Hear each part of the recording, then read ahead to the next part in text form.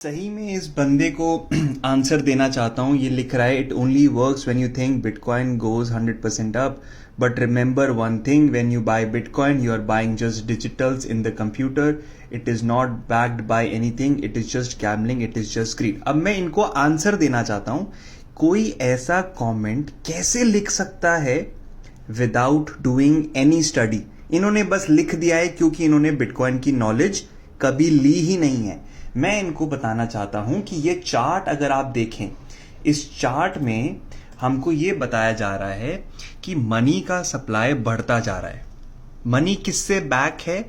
जब भी हम सरकार से क्वेश्चन करते हैं उसका कोई आंसर नहीं आता है, राइट? पहली चीज ये, अगर आप ये जो earnfund.com जो भी आपका नाम है, अगर आप समझना चाहते हो रियली में कि बिटकॉइन क्या है, तो आप अपने आप से चैट जीपीटी से, गूगल से ये क्वेश्चन पूछ लो। पहला क्वेश्चन, ये जो आप पैसे आप जिस भी कंट्री में रहते हो, आप जो भी पैसे यूज करते हो, वो किससे बैक होता है और सेंट्रल बैंक पैसे प्रिंट क्यों करती है? ये आप क्वेश्चन समझ लो, आपको आंसर मिल जाएगा। दूसरा क्वेश्चन, ये जब पैसा प्रिंट होता है तो ये किसके हेल्प में आता है?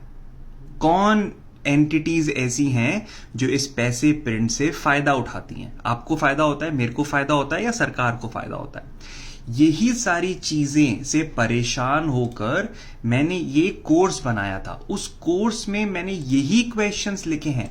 अगर आप कोर्स पे जाके देखोगे तो मैंने लोगों को यही सारी चीजें सिखाई हैं जो आप यहां पे बोल रहे हो कि वो बैक नहीं है, उसका कोई डिजिटल है, उसका कुछ। ये सारे क्वेश्चंस अगर आप यहां जाओगे, ये जो सारे क्वेश्चंस हैं जो आपके दिमाग में आते हैं, इन सब का आंसर किया है मैंने कि भाई बिटकॉइन क्यों है बेस्ट फॉर्म ऑफ मनी, कैसे वो काम करता है, ब्लॉकचेन क्या होता है, माइनिंग क्या होती है, इसको स्टोर किए कैसे किया जाता है, ये लीगल है क्या, इसकी प्राइस वॉलेटिलिटी, इसके ऊपर रिस्क कौन कौन से होते हैं, ये अनॉन, ये सारे क्वेश्चंस का मैंने आंसर किया है।